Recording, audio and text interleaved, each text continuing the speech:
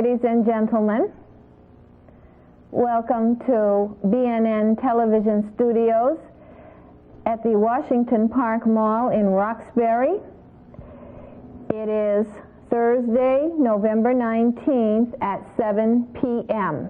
I am coming to you on the very evening that Kenneth Starr has gone a long way towards completing at least the first and maybe final day of this stage of so-called impeachment testimony in Washington, D.C. Now, if you recall, the last time I was talking with you, I was talking around issues of what has been called the revolting generation. In other words, a generation of Bill Clinton's era of the 1960s and so on, which both revolted and, with a double play on words, was considered to be revolting in as much as it is what it is. I also talked about the president. I talked about the legacy of liberalism from that revolting time, so to speak. I talked about the economics of that time, the meaning of going to college, the significant injection of a rejection of materialism in that era, a breaking down of barriers amongst people, relatively more than had ever happened before, an anger in people which was largely focused in nonviolent ways as a philosophy of how to make change.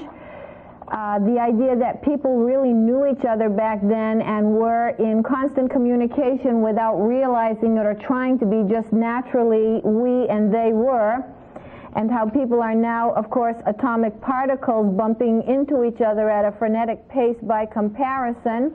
I talked about the music of the time reflecting the congregationality, the conviviality, and the same-spiritedness of people. I talked about the politics that brought to light concepts of oppression and imperialism in particular as concerns certain governmental policies of this country, of course culminating in the war in Vietnam. I talked about so many people being in college and studying liberal arts, the word liberal again, leading to subjects such as philosophy, truth, knowledge, wisdom, in a general, broad-minded way. I talked about nuclear annihilation as a backdrop to where we had come, an examination and re-examination of our minds and our psyches as a kind of karma of the period, a questioning of where governments were leading us, a pinnacle time for psychology, and the study and examination of one's inner self, of oneself amongst people in groups, and so on, one's psyche, one's soul, if you will, and that more people than ever before could do these kinds of things. It was economically feasible, and more people were studying and reading and getting involved in politics at a young age, and in the so-called softer sciences, which aren't at all soft, but which produce ideas, which produce thoughts, which produce concepts of how people can, will, should not live together, versus producing things like hard goods, hardware, rocket ships, automobiles, and computer chips. The fact that the 60s of this double entendre revolting generation involved a period of people relatively having time, and having time to hang out together and discuss. the use of drugs for altering consciousness and expanding the mind. As some music would say, let your mind be free. And the evolution into what we are today with our sense of humanitarianism, secular humanitarianism, social consciousness, of course, a new animal today, but yet based on the heritage through the ages and through that period down to today, and also into a kind of moral relativism, a poo-pooed concept by some persons who would have you go with an idea that morality can only be one rigid, boxed-in, ironclad kind of belief or practice system versus a moral relativism which says morality is certainly there on all occasions of human life virtually, but that what is good or bad is not sealed in cement, but rather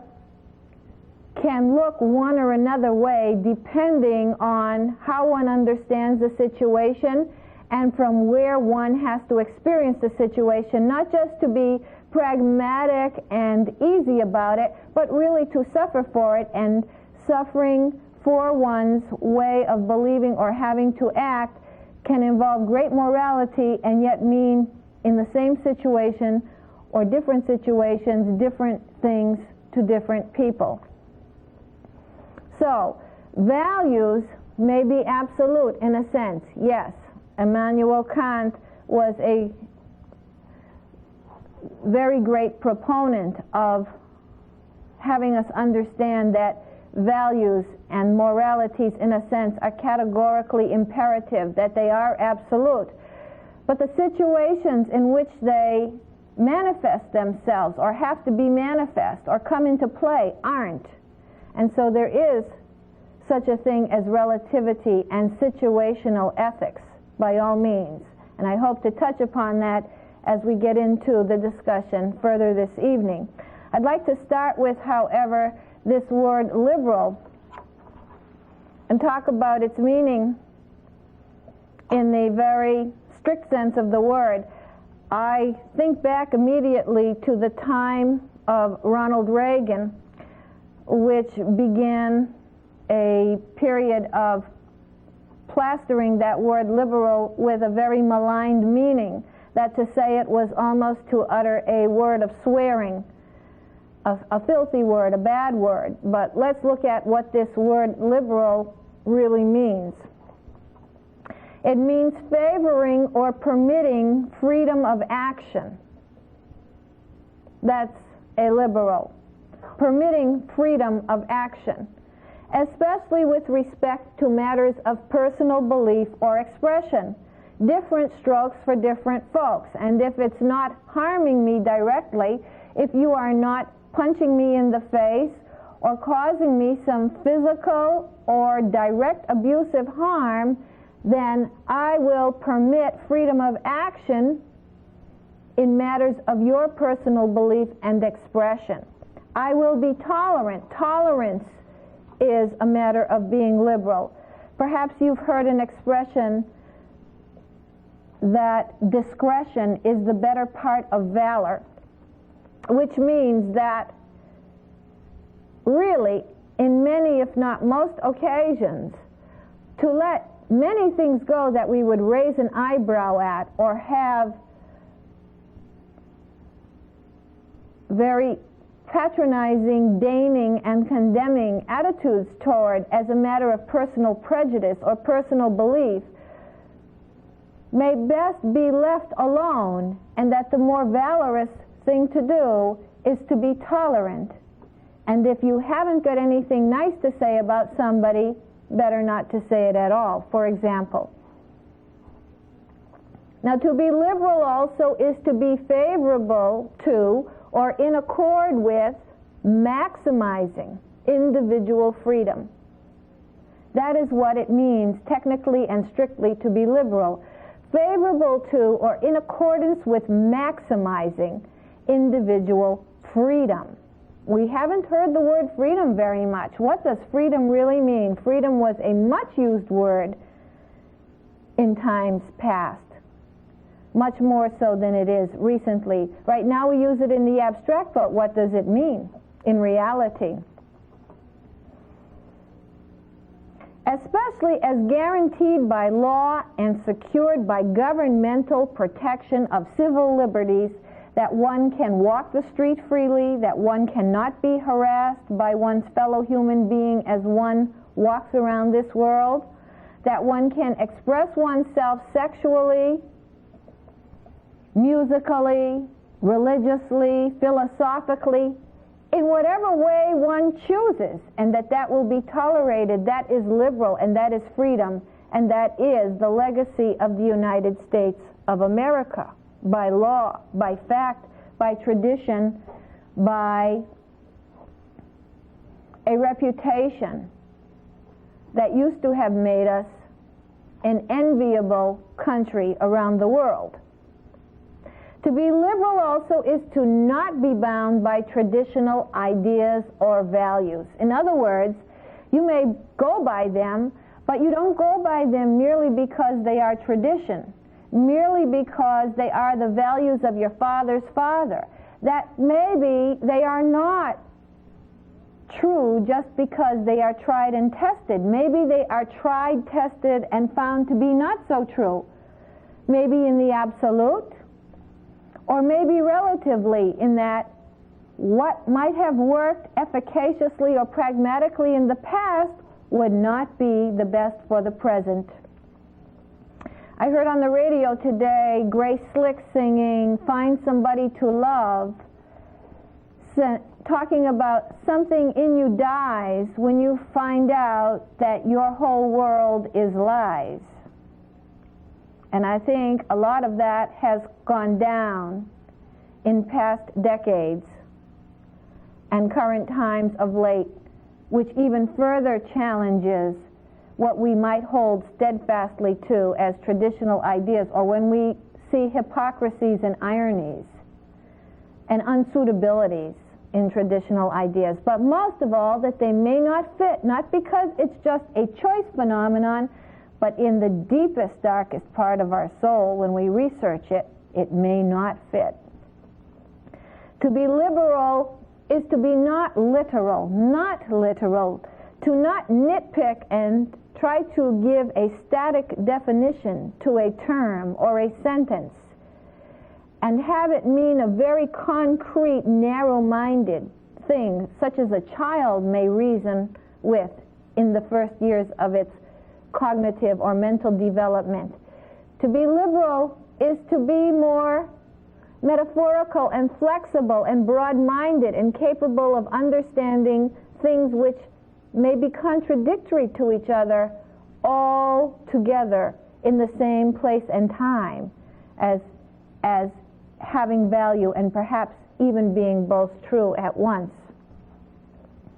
It is to be progressive, to get somewhere further, to say that, well, where we are right now is hardly good enough, and that we must go to new territories, toward new horizons that we haven't even achieved yet, not to go back to ways that we already know we've been through, but to go to new places, hopefully, that are more progressive, so to speak, that are more brotherly, that include more people, that have more equitable distribution of goods and services, that are more harmonic in their outcomes.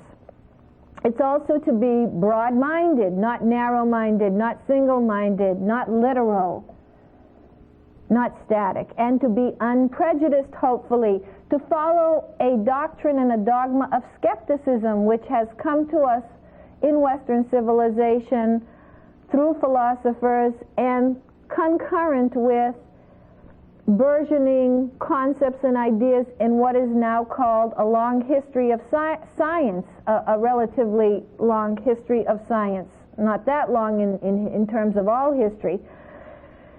Skepticism, looking at something nakedly clean, stripping away belief systems that surround it, heritages that are associated with it, reasons why things are thought to be some certain way because of dogma, because of tradition, because it's always been done that way, because it's superstition, but a skepticism to look at everything with a jaundiced eye, with a naked eye, with a taking away, separating the wheat from the chaff, putting the chaff aside, and looking at something boldly for what it is, not for some cultural practice. Even looking at something apart from, for example, a dogma in philosophy of the Bible, just looking at it secularly, nakedly, away from, to try to strip it down to see what it is that one is thinking about or talking about. And for that matter, to even look at Darwinism in a naked light with skepticism, not so one could revert to a religious point of view, but to look at something and subject it to intense scrutiny for its intrinsic validity, not bringing to it, as humanly possible, any preformed ideas, prejudices, or concepts. So liberalism is a kind of point of view and mental attitude and sentiment of the heart that is befitting a free person, a person who believes he or she can say and do what he or she would like to do if it does not literally harm another person, and who allows that same tolerance and freedom of expression to one's neighbor. And further, it is a social philosophy that advocates the freedom of the individual and a generosity and willingness to give in large amounts. And this has been a part of liberalism in a political sense that has been so maligned, that a liberal is a big spender as government goes and just wants to give, give, and give. And I would say to that government, this is true, that liberals may be much more easy with the pocketbook, but on the other hand, government as we know it in this country is generous and willing to go to bat for different sectors of society, no matter where one sits on the political spectrum. The liberal part would, in political practice, have more to do with going to bat for persons who are less able than others to go to bat for themselves. So, liberalism is a freedom from tradition and authority, an adjustment of religious beliefs to scientific conceptions. Now let's look at the idea of freeing one's thinking and one's attitude, or better yet, subjecting it and disciplining it to an attitude that must take into account some of the kinds of ways of conceptualizing scientifically, of looking at things exactly as they are, looking at human nature exactly for what it is, secularly, looking at the nature of human thought exactly for what it is, free from the prescriptions, the traditions, the conditionings, and the cultural associations of tradition, practice, mores of a culture.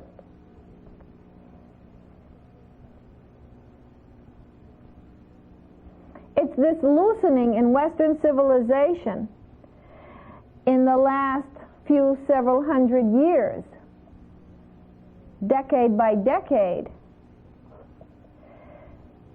that has brought us both science and this idea that humans should try to reason more for themselves, and hardly to be God or to play God, but rather to, within knowing what is one's place in this world, take responsibility and do something better, more appropriate, and more with the essence of what is being seen about human beings and human lives from a secular and scientific and skeptical point of view.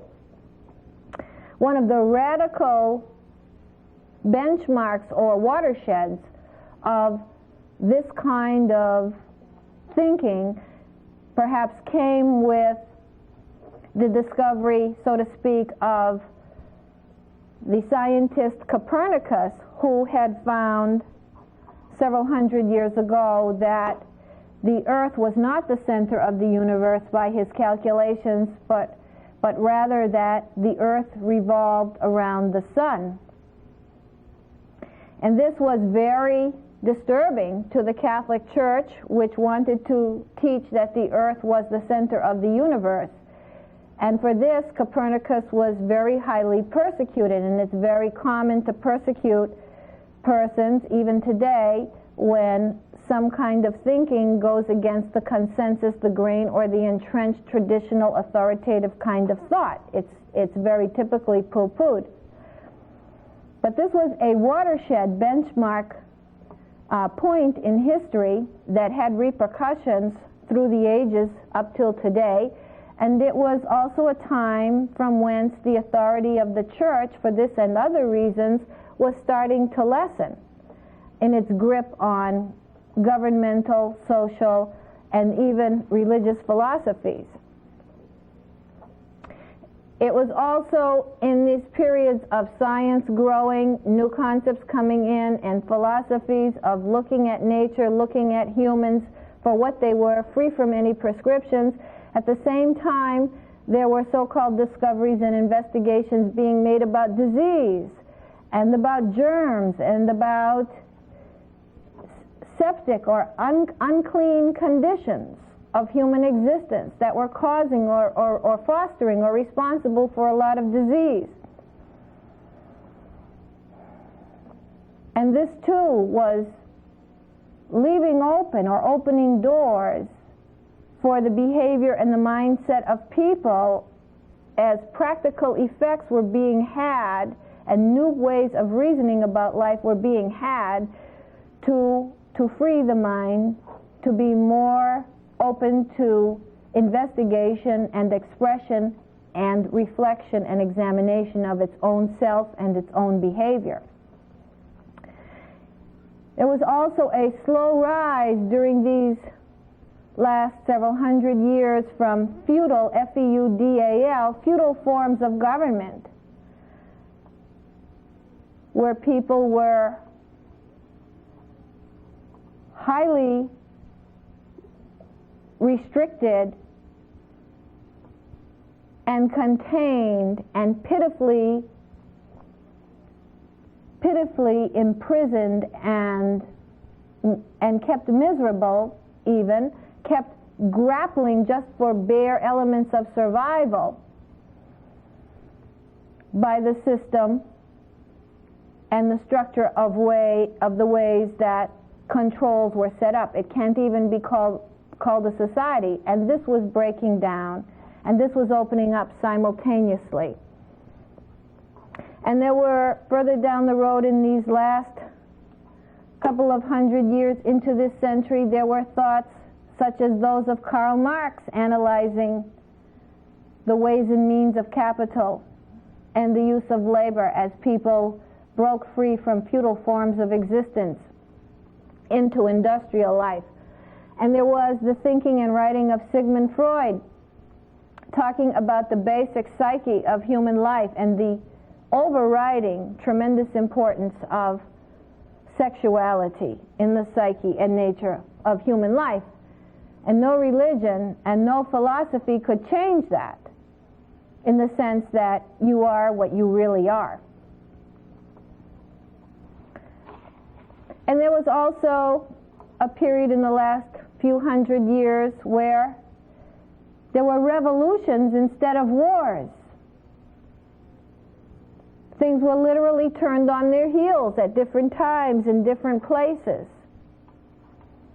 So with these scientific conceptions, these industrializations, these new skepticisms, these new concepts, It's possible to have a philosophy that perhaps doesn't go whole hog into these kinds of things, but with these kinds of views can expand itself and not be arrogant whatsoever, but start to go towards something more broad-minded, more secular, more open, more free, more tolerant, more examining, less traditional, in other words, liberal, and wondering what we as humans, unbound by the prejudices and perhaps superstitions and shackles of what has come before, those elements that keep us the way we are and keep us divided and keep us old and keep us antiquated, the way we humans can do something for our very selves to get to a better place than we are at the present time.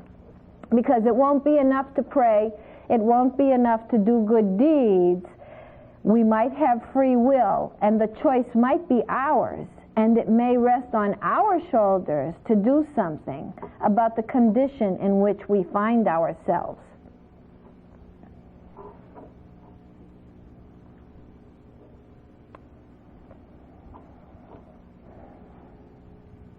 And that in order to move forward and make progress, one must have an open-ended future and not one where the script is written in stone.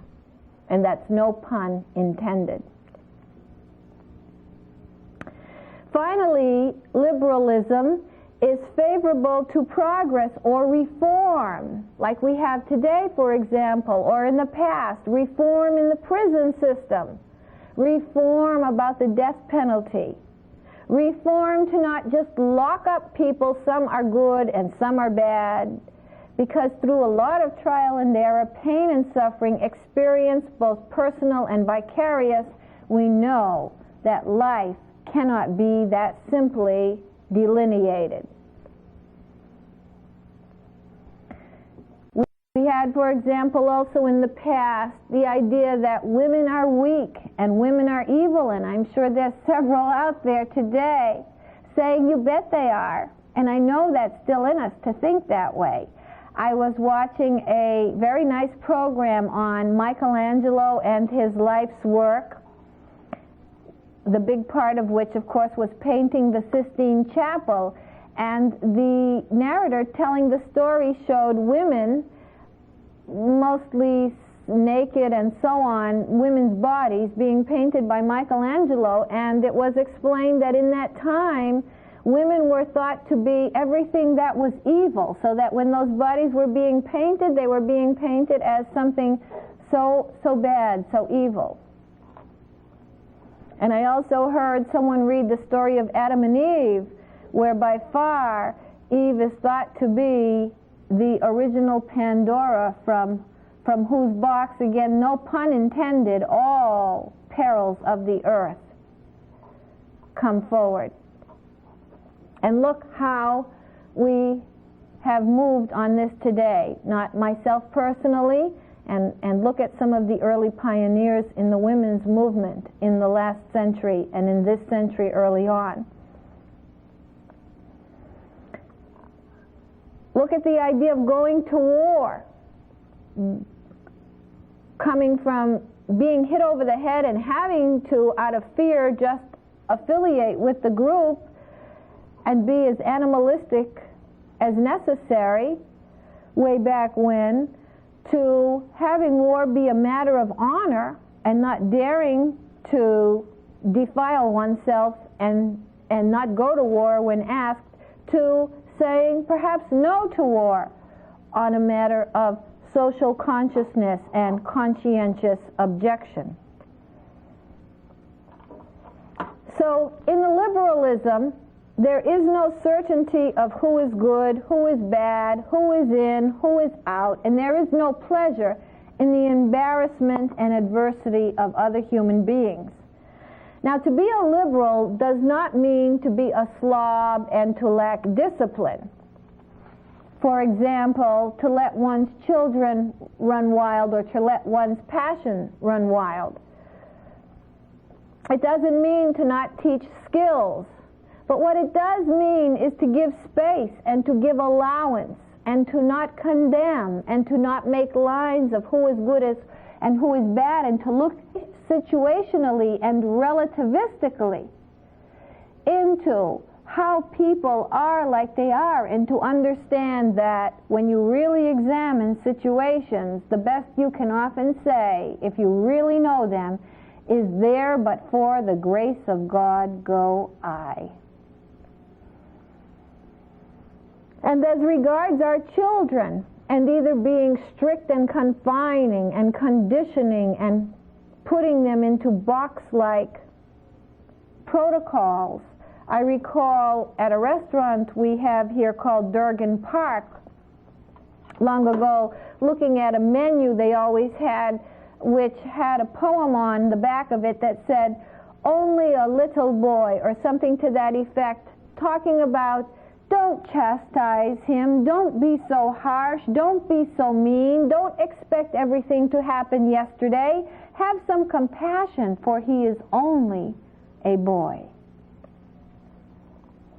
And I think of Jumpin' Jack Flash with Mick Jagger talking about having been born under a crossfire hurricane, and how he was born with a strap, or raised with a strap across his back.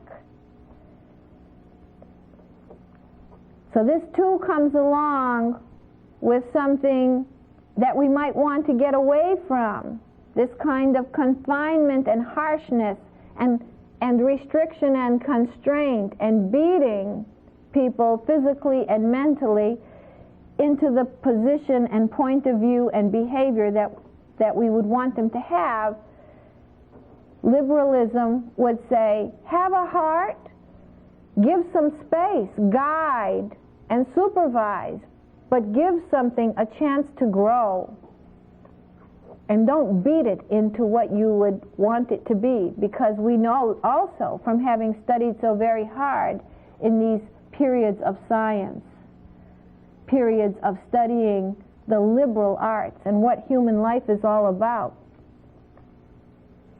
that a psyche restricted, confined, and beaten into what it turns out to be is a psyche twisted, and that the true self, the true desires, and the passions will always come out in some way, shape, or form, and that the deeds of our fathers are passed on to our sons. We also want, being liberal, to talk and relate and to try to understand another point of view. To try to understand, not from a forgiveness or excusing point of view, but to understand something we may not know, that we may not appreciate by our own experience, by our own upbringing. This would be unlike being so-called reactionary, where when we hear or see something, we merely have a reaction. And the reaction is good enough. It's not good enough.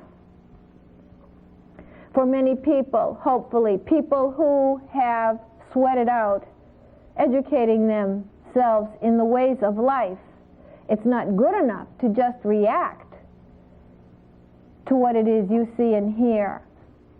Hopefully, you really try to get to know it before you decide what your position is. And when you do decide, you know that there but for the grace of God go I, and that positions are relative depending on where you sit, and that all positions involve a lot of suffering. The human spirit is warped and defiled when it is coerced and berated, treated with harshness or rebuke. And when I think of those words like harshness and rebuke, I think of some novels I've read, great literature, that comes from the turn of the century in this country, that describes teachers and their pupils and how harsh school used to be. I'm thinking also of, I can't recall the name, Oliver Twist, a story like Oliver Twist, how harshly the children were treated and how this legacy has been handed down.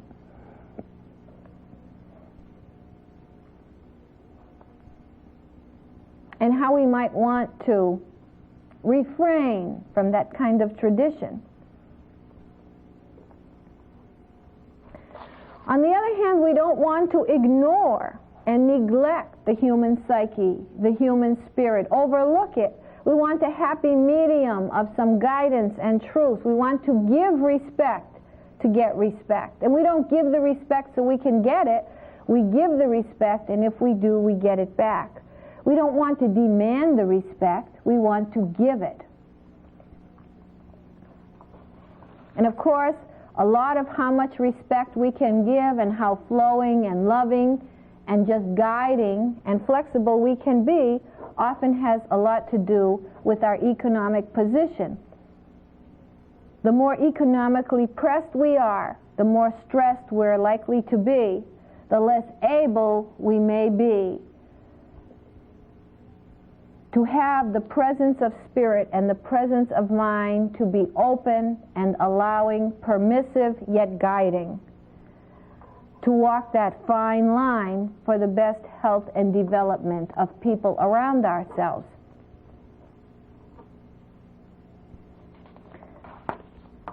One can also not teach experience, and that's an important point to remember, very hard. So that when one has been through something and knows likely what its outcome will be but cannot convince another, that's just the way it is, because experience is the best teacher. So the best one can do is provide a good example.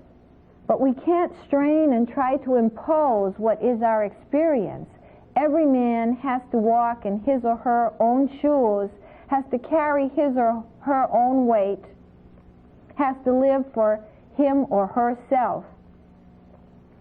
And when I'm thinking of that, I was flicking channels the other night and I saw a snippet of the sitcom called Raymond, and Raymond's brother was saying to his parents in no uncertain terms that he is not getting married, though they wanted him to, especially his mother, and saying, "It is my life," and stressing that as firmly as he could and making a grand exit, leaving them in the wake of this proclamation.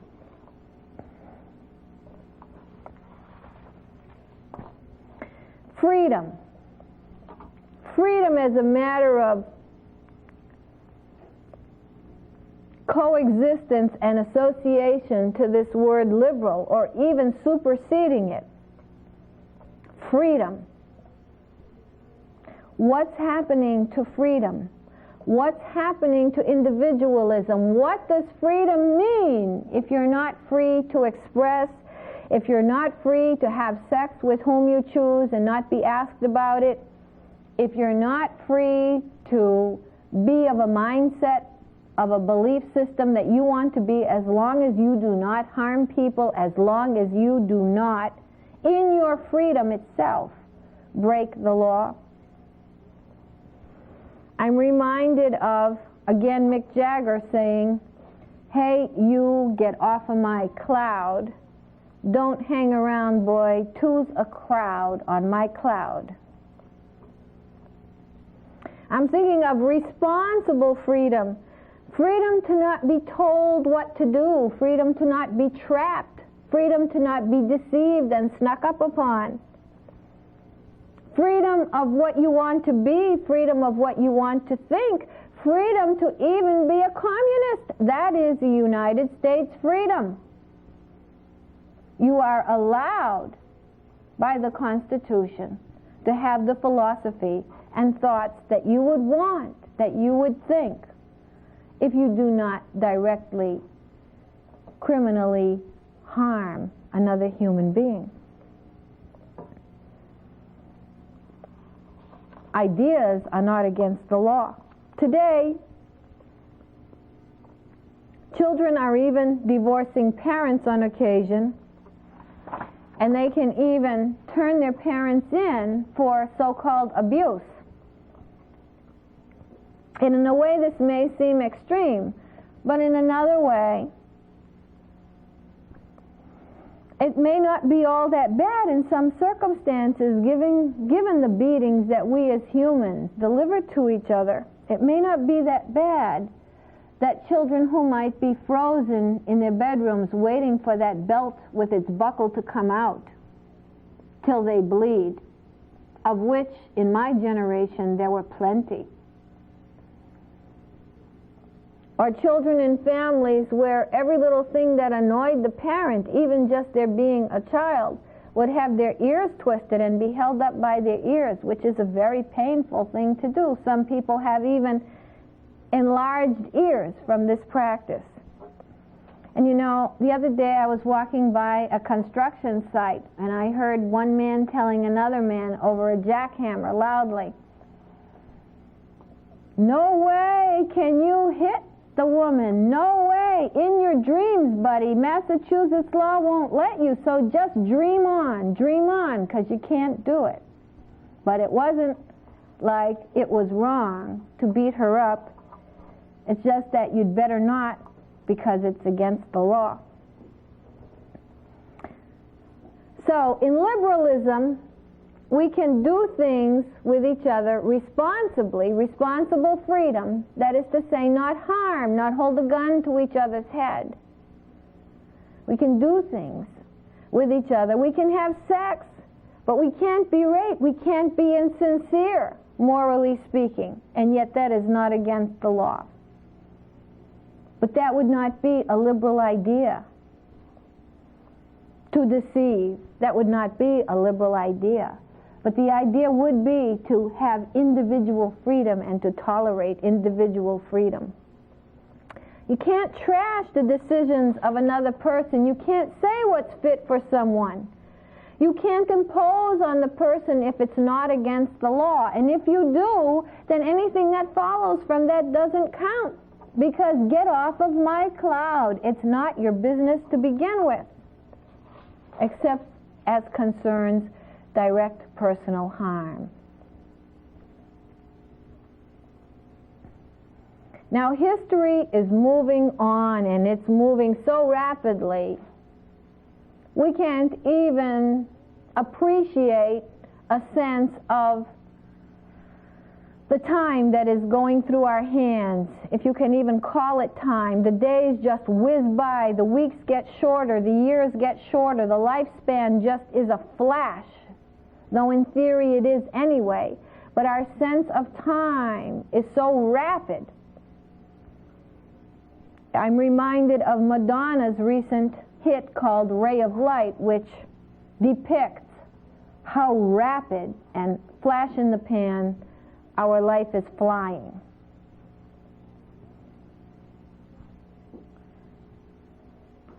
And many of us, in a sense, could be behind the eight ball, culturally speaking, way behind the time.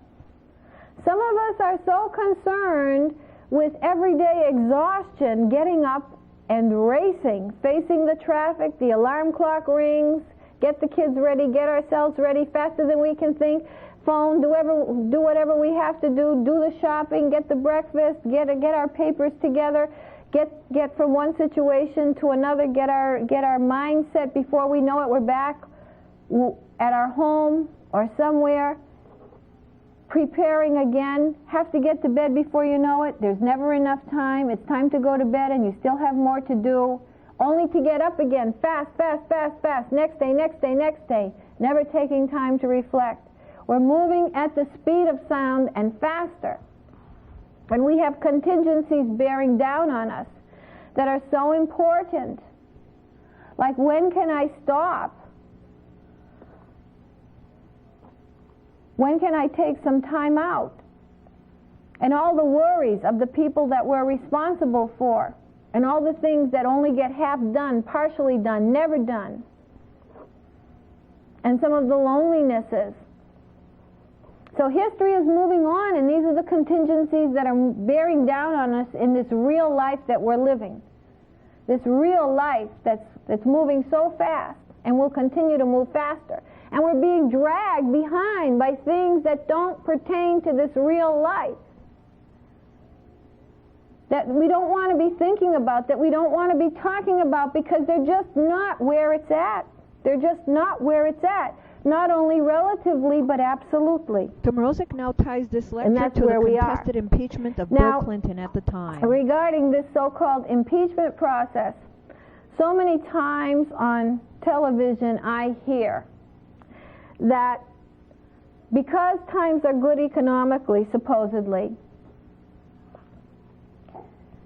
people don't want to upset the apple cart, and they're willing to let things slide. But I doubt that this is the direct reason of what people mean when they want to let things slide, if they do. Maybe they are more liberal and more able to see the way they see because times are good, but it's not the good times that are making them say what they say. It's giving them the liberty to say what they say, perhaps to a degree. But what they are saying is, it just isn't where my life is at, and I don't want to be the person to be doing some condemning over something like this. And there are contingencies here and precursors to this situation that are so upsetting and so depraved as to be the true subject of investigation, and yet I don't even want to get into those because I'm moving at the speed of sound. I'm moving with the ray of light. History is moving on and let us go. It is not really pertinent to me any more than if my neighbor is doing something like that, any more than almost if my husband is doing something like that, with the speed with which we're moving today and what is really happening in families across the land so often. And let us also remember, as an aside, that anything to do with the so-called impeachment is political, and that people have spoken once and now twice and perhaps a third time. And legality should not even be brought into it if political it is. It is not a legal situation, it is a political situation. And let us not forget that. There are lots of people that are explicitly or implicitly willing and wanting to live and let live. Lots of people who philosophically can't be bothered, not only because they're moving so fast and can't begin to have the time for such nonsense, but also liberalistically have arrived at a point where they understand that situations have a lot to do with ethics, and there's a lot more than meets the eye in a situation. And there are lots of people left behind in the relative dark ages, if you will, pulling us down, being a drag on what should be a forward-moving culture that's tackling how it's going to live together and live better together. Never mind the everyday problems of where will I find the time, where will I find the money, where will I find the quality of life, where will I find the wherewithal, the space, the street, the neighborhood, the lifestyle, the park, the time off, the friendship, the space, all the real practical mundane problems and issues that are not being met. But what about the really bigger philosophical issues that matter, like science and genetics, science as it is today, not science of history, but science today. Genetics, how to grapple with making life. Where does that put one philosophically when life is being made right before one's very eyes? And maybe we don't have to decide that specific question, but that has a lot to do with where our thinking is philosophically going to be bound to go, because it is going to be in our existence. How about the selling of life, like the selling of fetuses for research? What about the selling of organ parts? What about people donating their organ parts or being forced to give their organ parts for money if they're in a prison system? What about humans being separated from each other? What about living and dying in three-quarter time, where every day sheets are being pulled over people's heads and plastic bags over their bodies to be disposed of as swiftly and neatly and cleanly as possible? Strangers in a strange land, living and dying in three-quarter time. The problems of our time: money, health care. It's been said, I hate to even repeat it, but it is so true. Health care of our families. It's so real, it's pathetic. Personal fulfillment from loneliness, in practicality, in spirituality, in humanitarianism. Why, if somebody does something nice, if someone lets you get in front of you today, it's almost odd. Common sense. Too overwhelming it is to worry about sex. Sex and sex lives of others, violence, misfortune, depression, the pablum of the media. You will find plenty of it on your local television station. It's the diet of slaves to lives other than one's own. You don't see what you need to see on television. And while I'm on the subject, what you need to see on television is when January 1st comes, senior citizens in the state of Massachusetts will not be covered under Medicare supplementary programs for prescription medication. Talk about not seeing on television what you need to see. Our seniors will not be given the insurance privileges of having payments towards their prescriptions, mostly in whole, practically, from what I can tell, after January 1st. And do you know what those prescriptions can cost? And do you know who's controlling whom? That those prescriptions cost people $400, $800, $2,000 a month. Where is that money going to come from? Talk about not seeing things on television or not being focused as a country, as a culture, as a liberal, as a conservative, on things you need to be talking about. You have to be a fool to not recognize that who's having sex with whom is not your problem. It's not the problem. It's not any problem. And it has no right to ever have been asked in the first place, and we cannot go beyond that moral transgression.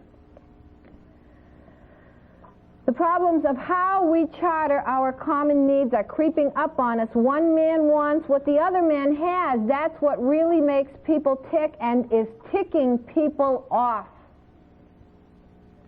Pay equity, affordability, availability of what it takes to get by in hard currency, in space, in time, in love, in leisure, in brotherhood.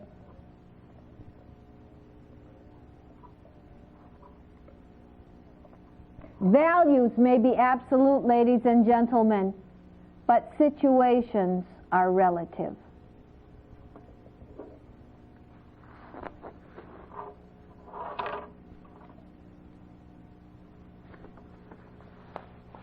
We can never be sure what's good or bad till we examine with microscopic detail, and even then,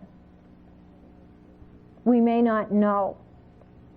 There are rights and principles. Upon rights and principles, there are levels and layers and hierarchies of principles, so that bigger principles are supraordinate to lesser principles. And the means to the end, how you get to where you got, has never been knocked down to date, philosophically, morally, logistically, as the highest moral ground. To be sure that the means to an end are flawless every step of the way. It's extremely important. Someone said that to tape a person without personal knowledge, as was done in the current case going on in Washington, is a small law. Why worry about it? You'd better worry about it. You'd better worry about it. It's a very big law. Where would society be if we're going around willfully knowing that we're going to get information from someone, even pull information out of someone and use that against them, and set up a whole system, a trap, connive with people involved to make this happen? Where can we go? We can't even take one step forward if this is what human beings are going to do. Asking about sex is a big law. It's not a small law, it's a privacy law. Holding someone in a hotel room against her will is a big law. Deceiving her that she's meeting someone there whom she isn't, and being there to hold her and grab her and cross-examine her without an attorney.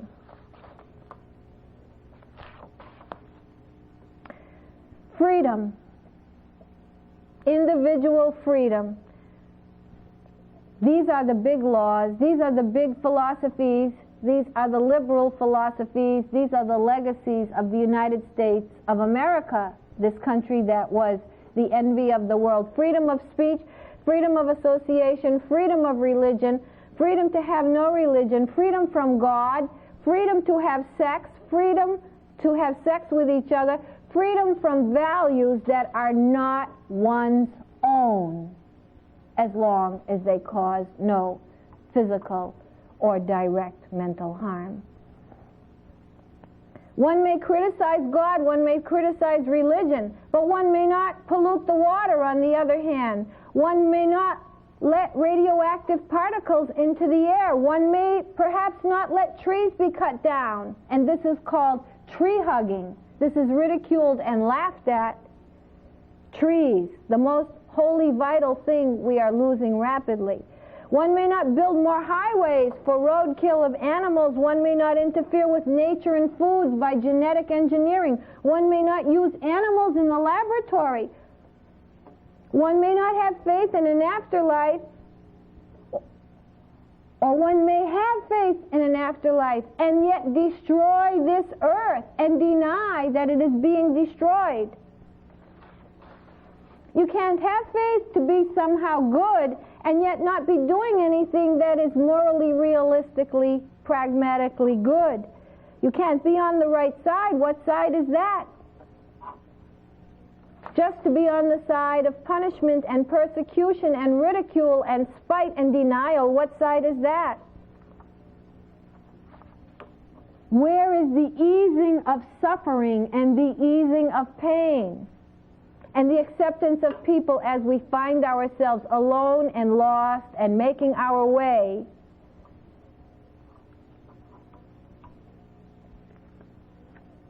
In closing, I would ask you to ponder this.